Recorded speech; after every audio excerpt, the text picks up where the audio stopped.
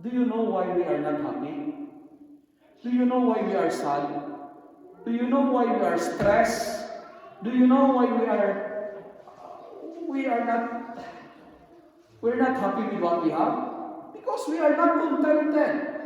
My dear people of God, be happy with what you have. Never complain, never compare. The reason why we are not happy, the reason why we are sad, the reason why most of the time we are stressed, because number one, in our community, in our country here in Canada, we overwork. This is the problem nowadays. We overwork. At the same time, we overthink. Because we are not contented. We are not happy with what we have. Many of us here, we overwork even Sunday, day of rest. We keep on working and working. And even if it is the time to sleep, bedtime, we keep on thinking and thinking. What's the result? The next morning, over fatigue. Over fatigue, stress, problem again. Why? Because we are not contented. Be happy with what you have. Do not complain. Do not complain. Daily Gospel Reflection with Father Jack. Friends, brothers and sisters, nothing can stop God's plan for your life. Reflect and be blessed. The Lord be with you. A reading from the Holy Gospel according to Mark. After leaving the mountain, Jesus and his disciples went on from there and passed through Galilee. He did not want anyone to know it, for he was teaching his disciples, saying to them, "The Son of Man is to be betrayed into the hands of men, and they will kill him, and 3 days after being killed, he will rise again." But they did not understand what he was saying, and were afraid to ask. Then they came to Capernaum, and when he was in the house, Jesus asked them, "What were you arguing about on the way?" But they were silent, for on the way they had argued with one another who was the greatest. Jesus sat down, called the 12, and said to them, "Whoever wants to be first must be the last of all and servant of all." Then he took a little child and put it among them. And taking it in his arms, he said to them, "Whoever welcomes one child in my name welcomes me. And whoever welcomes me welcomes not me, but the one who sent me." The Gospel of the Lord.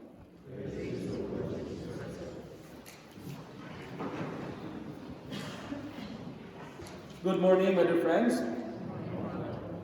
In today's Gospel, we heard it loud and clear that the 12 apostles, the 12 of them, were arguing, they were fighting if who is the best and who is the greatest among them.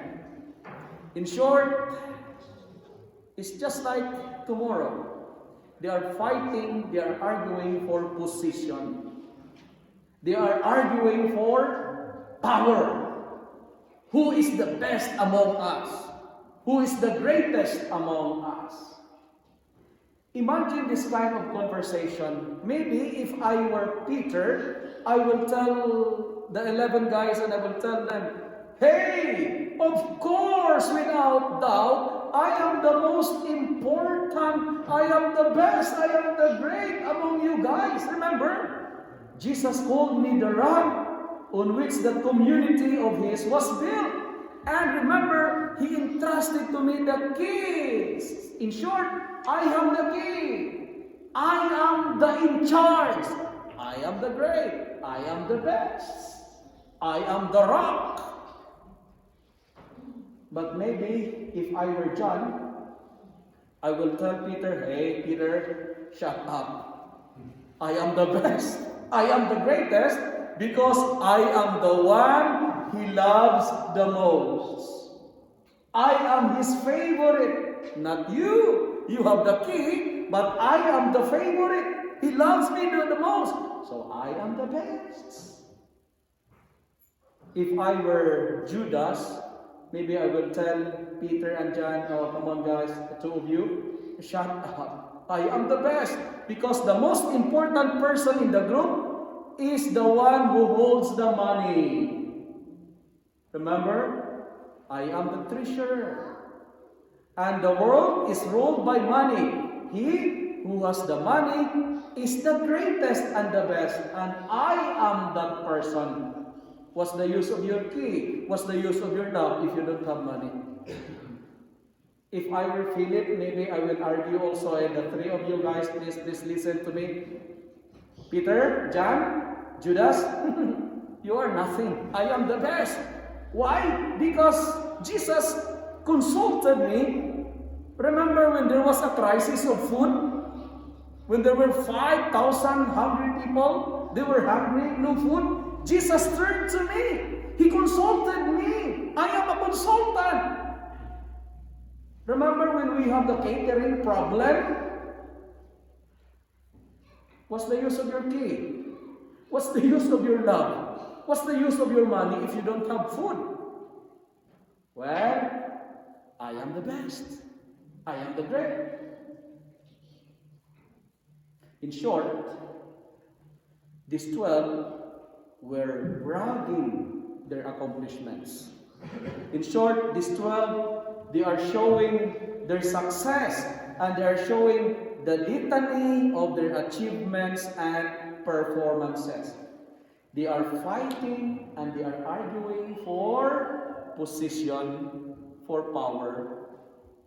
When Jesus heard it, he assembled them and said, if anyone wishes to rank first, he must remain the servant of all. In short, whoever wants to be first among you must be the last and servant of all. What Jesus is trying to tell us today, my dear friends, my dear brothers and sisters, is this. If we wanted to go up, we need to go down. I say it again. When we wanted to go up, we need to go down. But it is difficult, it is hard to go down if the name of your best friend is pride. It's difficult to go down, it's difficult to go up if pride is the name of your best friend. That's why the message of this Sunday's gospel is all about humility. The more humble we are, the higher we will rise, because humility is the mother of all giants. If we wanted to be great, we have to do the three things. Number one, we have to put ourselves the last one. We have to desire, we have to aspire the lowest spot of the house. If you wanted to be great, it's not me first, but you first. You first, not me first. Be the last, be the last of all. And second, if you wanted to be great, be a servant of all. That is, serve everybody. No preferential option. We have to serve the powerless the same as the way we serve the powerful. We welcome the poor the same as the way we welcome the rich. We have to treat everyone with the same equal kindness. Serve. And if you wanted to be great, we have to expect nothing in return. When you expect something in return, you are not doing kindness, but you are doing business. I say it again. When you serve and you expect something in return, you are not doing kindness, but you are doing business. Greatness is not about being number one.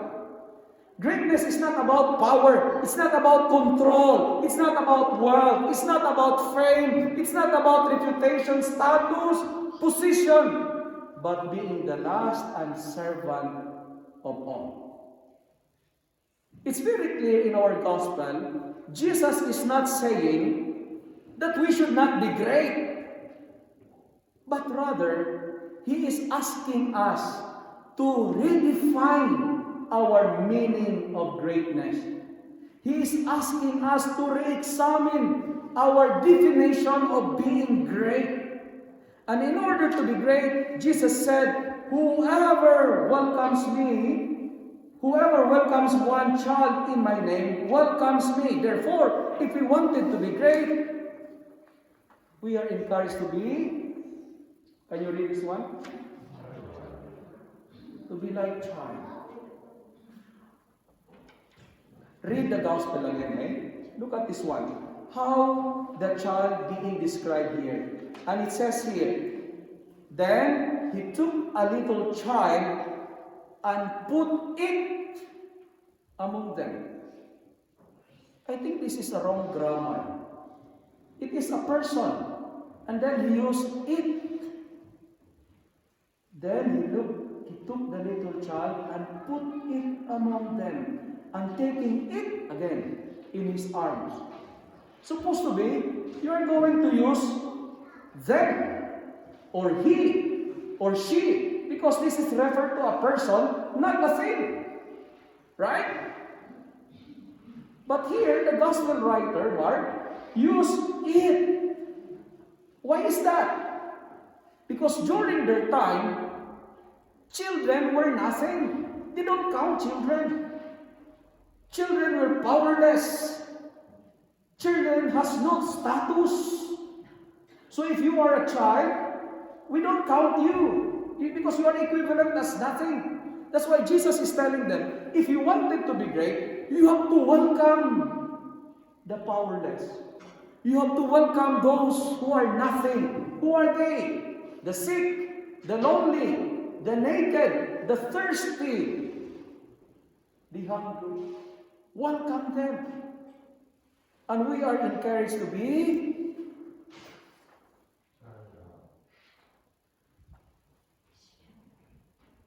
my dear parishioners, remember this.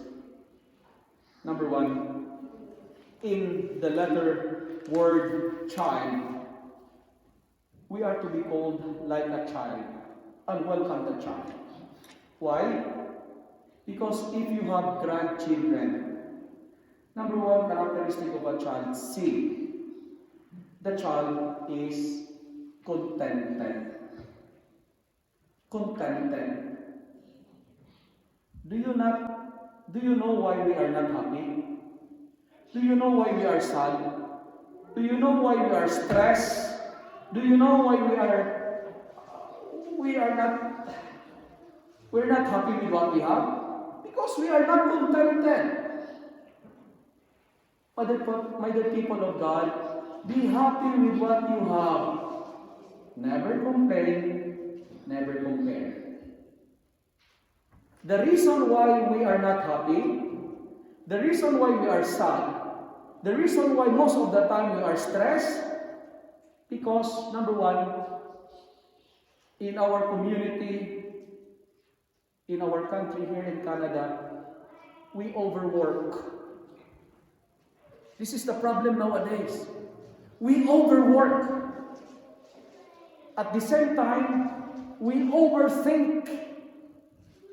Because we are not contented. We are not happy with what we have. Many of us here, we overwork even Sunday, day of rest. We keep on working and working. And even if it is the time to sleep, bedtime, we keep on thinking and thinking. What's the result? The next morning, over fatigue. Over fatigue. Stress. Problem again. Why? Because we are not contented. Be happy with what you have. Do not complain. Do not compare. Look at the child. They don't complain. Because they are satisfied with what we have. H. Be humble. And you will not stumble. Be humble. And you will not stumble. Have you ever heard a child bragging what he had? Oh, my dress is new. My shoes is... No. They're very humble. Like a child, A-I. Be innocent. What do you mean by innocent? Innocent. It means be pure. Not corrupted by whatsoever. Innocent means be pure. Because those who are pure of heart will see the Lord. Children, they are very innocent. Very pure. No malice. And like a child, be loyal. Be loyal. If you have a child, you know, if you have a kid, if I'm going to take your children, the initial reaction of the children is, he or she will cry. Why? Because he don't like to be taken away from his or her mom. The child is very loyal. Even if I'm going to give the child an ice cream or a candy, he will take my candy, but at the same time, he will go back to the mom. Why? The child is very loyal. Unlike the child, we are invited to stick to God. Do not trade the Lord with whatsoever. But the problem is this, sometimes we trade Him. We work on Sundays. We trade Him. We are not loyal. That's why we are stressed. We are sad.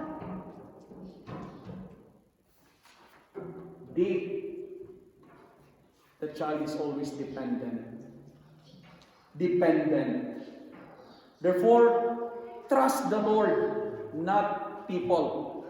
Trust the Lord alone, not the things you have. Trust the Lord. Trust the Creator, not the creatures. Friends, my dear brothers and sisters, we have to redefine and re-examine our meaning of greatness. If we wanted to be great, be like child. 1. Contented, humble, innocent, loyal, and dependent. I hope tomorrow you're going to exercise your right as a citizen of this country. You don't have the right to complain if after election you don't exercise your right to vote. Tomorrow is the right time to choose a leader who will not serve himself, but serve everybody. A leader who will not look at himself, but be a servant of all. My dear friends, my dear brothers and sisters, choose a servant leader, a leader who is patterned himself in the leadership of Jesus. Today, let me end by saying, if we wanted to go up, we need to go down. But it's difficult to go down if pride is the name of our best friend. That's why unfriend pride, befriend humility. Be like child. Welcome the powerless. Serve them the same as we serve the powerful.